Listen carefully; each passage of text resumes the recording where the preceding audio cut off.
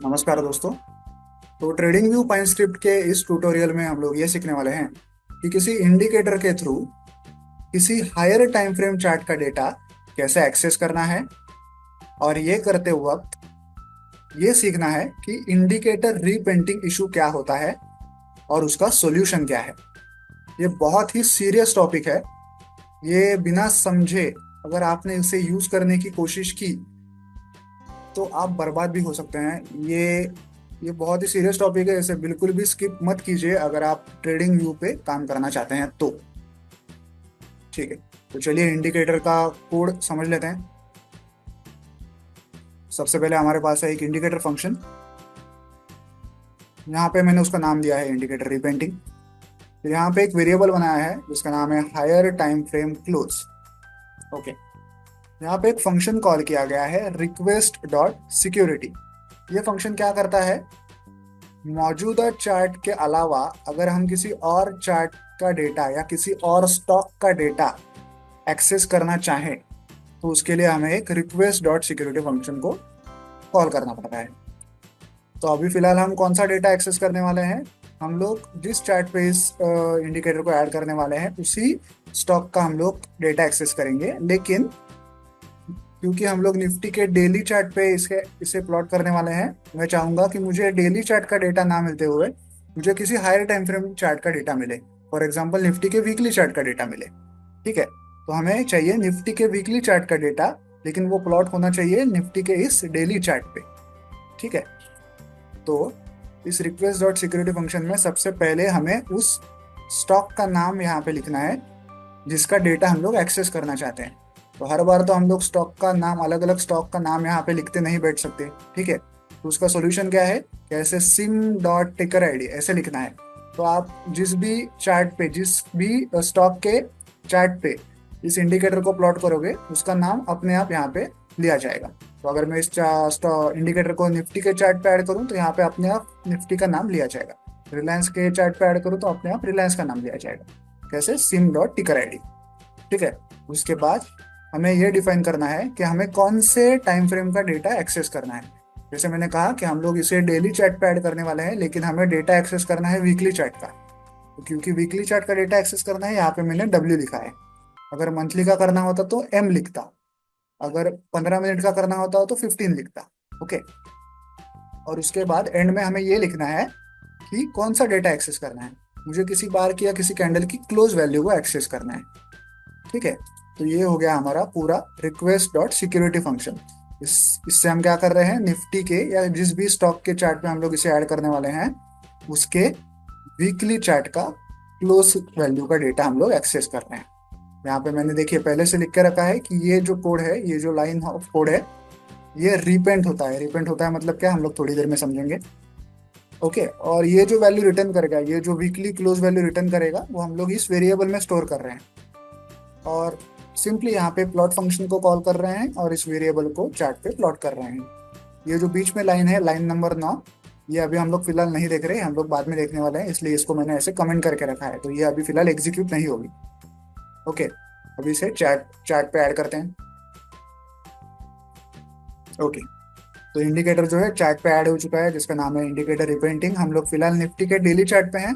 और ये जो लाइन प्लॉट हो रही है ब्लू कलर की, ये कौन सी लाइन है, ये वीकली चार्ट का क्लोजिंग डेटा हमें दे रही है। वीकली चार्ट जो होगा उसकी हर एक कैंडल की क्लोजिंग वैल्यू हमें यहाँ पे दिख रही है। ओके, अब इस चार्ट का आप चाहिए इतने पार्ट का तो चाहिए फोटो निकाल के रखिए। चाहिए तो इतने ना, अक्टूबर और नवंबर के चार्ट का आप चाहिए तो एक फोटो निकाल के रखिए। हम लोग क्या करेंगे अब, एक्शन रिप्ले करेंगे इतने पार्ट का। एक्शन रिप्ले से क्या होगा, ये चार्ट जब लाइव होगा अक्टूबर और नवंबर के दरमियान, तब ये लाइव चार्ट पे कैसा दिख रहा होगा हमारा इंडिकेटर, वो हमें चेक करना है। ठीक है, तो चलिए इसे एक्शन रिप्ले करते हैं। मैंने यहाँ पे एक्शन रिप्ले को क्लिक किया, यहाँ पे अपना कर्सर रखा और अब मैं प्ले कर रहा हूँ। तो देखिए अब जैसा इंडिकेटर हमें दिख रहा है वैसा तो पहले नहीं दिख रहा था। कुछ लाइन की जो फॉर्मेशन थी वो अलग ही थी, अलग ही थी। ऐसे फॉर्मेशन थी, देखिए मोस्टली ऐसे 90 डिग्री के शेप में लाइंस थी पहले। लेकिन अब जब एक्शन रिप्ले कर रहे हैं तो आड़ी तिरछी कैसे भी लाइन प्लॉट्स हो रही हैं। ऐसा क्यों हो रहा है, ऐसा हो रहा है इंडिकेटर रीपेंटिंग की वजह से। इसके बारे में और डिटेल में बताऊंगा मैं आपको। हाँ, अब मैं इसे जरा स्टॉप कर रहा हूँ। अब चाहे तो आप ये अक्टूबर से नवंबर का जितना पार्ट है इसका भी एक फोटो ले लीजिए। अब मैं इस एक्शन रिप्ले को स्टॉप कर रहा हूँ। अब वापस हम लोग अक्टूबर टू नवंबर का डेटा देखेंगे कैसा दिख रहा था। देखिए, ये अक्टूबर टू नवंबर का पार्ट है। यहाँ तो ऐसे आड़ी तिरछी लाइन नहीं दिख रही है, मोस्टली ऐसी स्ट्रेट और थोड़ी थोड़ी 90 डिग्रीज में ही लाइन दिख रही है। तो मतलब इंडिकेटर जब लाइव था तो एक अलग ही तरीके का आउटपुट हमें दिखा रहा था। और अभी जब इंडिकेटर लाइव नहीं है, स्टॉप हो चुका है या इतना पार्ट अभी हिस्टोरिकल हो चुका है, तो अलग ही तरीके का आउटपुट हमें दिखा रहा है। ऐसे कैसे, ये क्या बात हुई? इसी को कहते हैं इंडिकेटर रीपेंटिंग। मतलब लाइव होने पे एक आउटपुट दिखाता है और उतना पार्ट हिस्टोरिकल होने के बाद या मार्केट क्लोज होने के बाद दूसरा ही आउटपुट दिखाता है, रीपेंट होता है।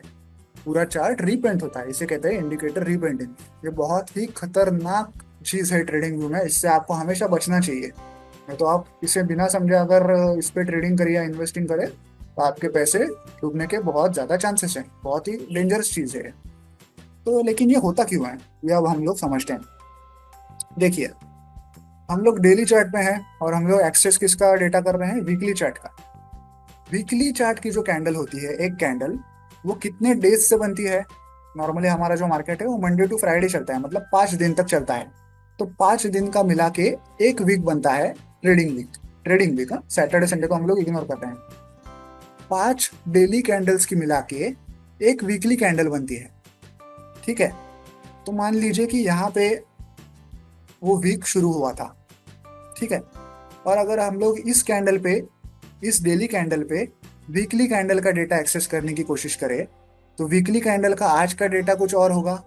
क्योंकि अभी तक वीकली कैंडल क्लोज नहीं हुई है, वो क्लोज तो होगी फ्राइडे को। आज है मंडे। ठीक है, तो मंडे को कुछ और डेटा मिलेगा वीकली कैंडल का, ट्यूसडे को कुछ और डेटा मिलेगा वीकली कैंडल का, वेंसडे को कुछ और मिलेगा, थर्सडे को कुछ और मिलेगा, फ्राइडे को कुछ और मिलेगा। ऐसे 5 दिन के अलग अलग डेटास हमें वीकली कैंडल के मिलते रहेंगे रोज, जब तक वो कैंडल क्लोज नहीं हो जाती। ठीक है, तो जब भी ये इंडिकेटर हम लोग लाइव देखें तो मंडे को कुछ और आउटपुट दिखेगा, ट्यूसडे को कुछ और आउटपुट दिखेगा, वेंसडे को कुछ और आउटपुट दिखेगा। इसलिए हम जब उसे लाइव एक्शन रिप्ले कर रहे थे तो हमें आड़ा तिरछा डेटा, आड़ा तिरछा आउटपुट मिल रहा था। और जब हमने उसे अभी क्लोज कर दिया तो क्या हो गया? क्लोज कर दिया तब ये जो अक्टूबर से नवंबर का पार्ट था, अब ये हिस्टोरिकल हो चुका है। इन यहाँ की जो वीकली कैंडल्स है वो अब क्लोज हो चुकी है। अब हमें जो क्लोज होने के बाद वाला जो वैल्यू है, वीकली कैंडल के क्लोज होने के बाद वाली जो वैल्यू है, वो अभी अभी हमें फिलहाल मिल रही है। देखिए, मंडे को जो डेटा मिलेगा वो अब हमारे काम का नहीं है, क्योंकि वो ट्यूसडे को चेंज हो जाएगा। और ट्यूसडे को जो डेटा मिलेगा वो काम का नहीं है, जो वो वेंसडे को चेंज हो जाएगा। वेंसडे को जो डेटा मिलेगा वो काम का नहीं है, वो थर्सडे को चेंज हो जाएगा। और थर्सडे को जो डेटा मिलेगा वो काम का नहीं है, क्योंकि वो फ्राइडे को चेंज हो जाएगा। लेकिन जब फ्राइडे का जो डेटा मिलेगा तब जाके वीकली कैंडल जो है वो क्लोज हो जाएगी। आज की वीकली, इस वीक की जो वीकली कैंडल है वो क्लोज हो जाएगी और नई वीकली कैंडल स्टार्ट होगी। तो फ्राइडे को जो 3:30 बजे हमें फाइनल डेटा मिलेगा वो एकदम पक्का डेटा होगा, वो एकदम रिलायबल और सेफ डेटा होगा। तो उसका यूज करना बहुत ही क्या बोलते हैं, एकदम सेफ है। ठीक है, तो यहाँ पे जो हम लोग अक्टूबर टू नवंबर का डेटा देख रहे हैं, ये हमें उन कैंडल्स का डेटा मिल रहा है जो अभी क्लोज हो चुकी है, जो जिनका डेटा यूज करना अभी सेफ है। ठीक है, इसलिए यहाँ पे अभी ऐसा स्टेबल आउटपुट हमें मिल रहा है। लेकिन जब हम लोग इसे लाइव यूज करें या ऐसे एक्शन रिप्ले करके यूज करें, तब तो वो वीकली कैंडल लाइव थी, इसलिए उसका डेटा दिन ब दिन चेंज हो रहा था। इसलिए हमें रीपेंटिंग इशू का सामना करना पड़ रहा था।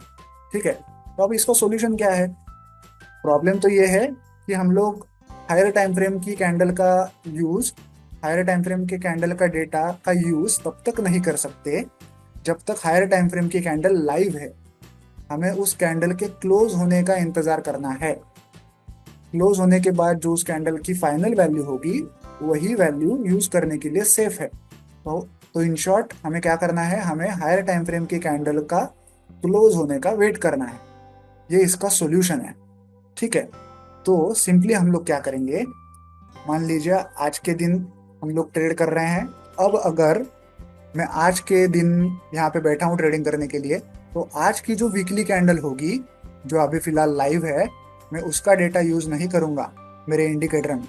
मैं किस कैंडल का डेटा यूज करूंगा? मैं जो पिछली वीकली कैंडल थी, जो अब क्लोज हो चुकी है, पिछले वीक की कैंडल जो कि अब क्लोज हो चुकी है और जिसका डेटा फाइनल हो चुका है, जिसका डेटा अब सेफ है यूज करने के लिए, मैं उसका डेटा यूज करूंगा। मैं जो लाइव कैंडल है, वीकली कैंडल, उसका डेटा यूज नहीं करूंगा, क्योंकि वो कल भी चेंज होने वाला है, वो परसों भी चेंज होने वाला है, वो फाइनल तो होने वाला है फ्राइडे को। मैं फ्राइडे तक वेट थोड़ी करूंगा उस कैंडल के क्लोज होने का। तो मैं क्या करूंगा, मैं जो पिछली वीकली कैंडल थी जो अब क्लोज हो चुकी है चार्ट पे, मैं उसका डेटा यूज करूंगा। तो ये कैसे करेंगे? चलिए वापस कोड में चलते हैं। देखिए, ये जो मैंने कमेंट करके रखी थी ना लाइन, यही है उसका सॉल्यूशन। मैं इसको ऑन कमेंट कर देता हूँ, और ये जो पहली लाइन थी इसको कमेंट कर देता हूँ। ये अब हमें यूज नहीं करना है, ये यूज नहीं करना है, इसलिए मैंने यहाँ पे रिपेंट ऐसा लिखा है। और ये जो लाइन है इसे यूज करना है, इसलिए यहाँ पे डज नॉट रिपेंट ऐसा लिखा है। ओके, अब इस कोड को थोड़ा समझ लेते हैं। वेरिएबल का नाम तो सेम है, request dot security function call किया, सबसे पहले सिम डॉट टिकर आईडी लिखा, ताकि जिस भी चार्ट पे हम लोग ऐड करें उस चार्ट का नाम अपने आप यहाँ पे लिया जाए। वीकली का डेटा लेना है, इसलिए डब्ल्यू लिखा। अब देखिए, यहाँ पे मैंने क्लोज नहीं लिखा है, क्लोज के आगे ब्रैकेट 1 लिखा है। ब्रैकेट 1 का क्या मतलब है? ब्रैकेट 1 का मतलब है जो प्रीवियस कैंडल थी उसका डेटा लो, करंट कैंडल का डेटा मत लो। ब्रैकेट 1 का मतलब होता है कि प्रीवियस कैंडल। अगर मैं सिर्फ क्लोज लिखता तो उसका मतलब होता करंट कैंडल, लेकिन करंट कैंडल का डेटा हमें लेना नहीं है क्योंकि वो अभी भी लाइव है। हमें लेना है प्रीवियस कैंडल का डेटा जो क्लोज हो चुकी है, जिसका डेटा सेफ है। इसलिए यहाँ पे क्लोज के आगे ऐसा ब्रैकेट 1 लिखा है। Okay, sorry. ओके, उसके बाद यहाँ पे gaps is equal to bar merge dot gaps off ऐसा लिखा है। ये क्या है? ये गैप्स वाला बहुत ही अलग टॉपिक है, इसके मैं डिटेल में नहीं जा रहा अभी फिलहाल, लेकिन आपको ये ऐसा लिखना है, ये गौर कीजिए। और एंड में लिखा है look ahead is equal to bar merge dot look ahead on. क्योंकि हम लोग फिलहाल डेली चार्ट पे हैं और हमें हायर टाइम फ्रेम का डेटा लेना है सेफली, इसलिए यहाँ पे हम लोग क्या लिख रहे हैं, लुक अहेड ऑन, कि भाई आगे देखो। आगे मतलब कहाँ? वीकली चार्ट पे देखो और उसका डेटा लो सेफली। इसलिए यहाँ पे लिखा है look ahead is equal to bar merge dot look ahead underscore on. Okay, तो ये अगर आपको ना भी समझे तो ज़्यादा टेंशन मत लो, सिर्फ इतना आपको लिखना है, इस पे गौर करो। मेन पार्ट क्या है इस सॉल्यूशन का, कि जो भी डेटा आपको एक्सेस करना है उसके आगे आपको ब्रैकेट 1 लिखना है, ताकि जो प्रीवियस कैंडल थी जो अब क्लोज हो चुकी है, जिसका डेटा सेफ है, उसका डेटा आपको मिले। ठीक है, और एंड में सिर्फ आपको इस वेरिएबल को ऐसे यहाँ पे प्लॉट करना है। ठीक है, चलिए अब इसको सेव करते हैं और चार्ट पे देखते हैं। चार्ट पे अभी आपको फिलहाल ऐसे ही पहले जैसा ही ऑलमोस्ट आउटपुट दिखाई दे रहा होगा। मोस्टली ऐसी कांस्टेंट लाइंस है और थोड़ी थोड़ी ऐसे 90 डिग्री में मूव हो रही है। अब अब हम लोग फिर से इसको रिपेंट करके देखेंगे कि क्या अभी भी फिलहाल ऐसे आड़ी टेढ़ी लाइंस दिख रही है लाइव मार्केट में। चलिए देखते हैं। यहाँ पे रख रहा हूँ मैं अक्टूबर के दरमियान, रिपेंट करूंगा। देखिए, अभी आपको ऐसे आड़ी टेढ़ी लाइंस नहीं दिख रही हैं कहीं भी, मोस्टली लाइंस कांस्टेंट है और मोस्टली ऐसे 90 डिग्री के करीब ही लाइंस दिख रही हैं आपको। देखिए, कहीं भी पहले जैसा आड़ा टेढ़ा फॉर्मेशन लाइंस का नहीं दिख रहा है। अब अगर इसकी पिक्चर लेंगे, एक इमेज लेंगे, फोटो लेंगे और हमारे बाद वाले आउटपुट से अगर कंपेयर करेंगे तो आपको सिमिलैरिटी दिखाई देगी दोनों में। ठीक है, मैं अभी इसको स्टॉप कर रहा हूँ। आप चाहें तो इसका फोटो ले सकते हैं, इसका फोटो ले लीजिए। अब मैं इसको क्लोज कर रहा हूँ एक्शन रिप्ले को, और अभी उस फोटो को इससे मैच करके देखिए, आपको दोनों मैच दिखाई देगा। मतलब अभी क्या है कि जब मार्केट लाइव था तभी भी सेम आउटपुट मिल रहा है हमें, और जब मार्केट क्लोज हो चुका है या उतनी कैंडल्स क्लोज हो चुकी हैं तभी भी हमें सेम आउटपुट मिल रहा है। मतलब अभी हमारा ये जो इंडिकेटर है वो रीपेंट नहीं हो रहा है, अभी ये एकदम सेफ है यूज करने के लिए। तो आई होप आपको ये इंडिकेटर रीपेंटिंग इशू क्या होता है ट्रेडिंग व्यू में ये समझ आ गया होगा। किसी हायर टाइम फ्रेम का डेटा इंडिकेटर के थ्रू कैसे एक्सेस करते हैं ये समझ आ गया होगा। तो इस कोड को अगर आपको डाउनलोड करना है तो डाउनलोड करने की लिंक मैंने वीडियो के नीचे डिस्क्रिप्शन बॉक्स में दे दी है, आप चाहें तो वहाँ से इस कोड को डाउनलोड कर सकते हैं। वीडियो को एंड तक देखने के लिए धन्यवाद। Thank you.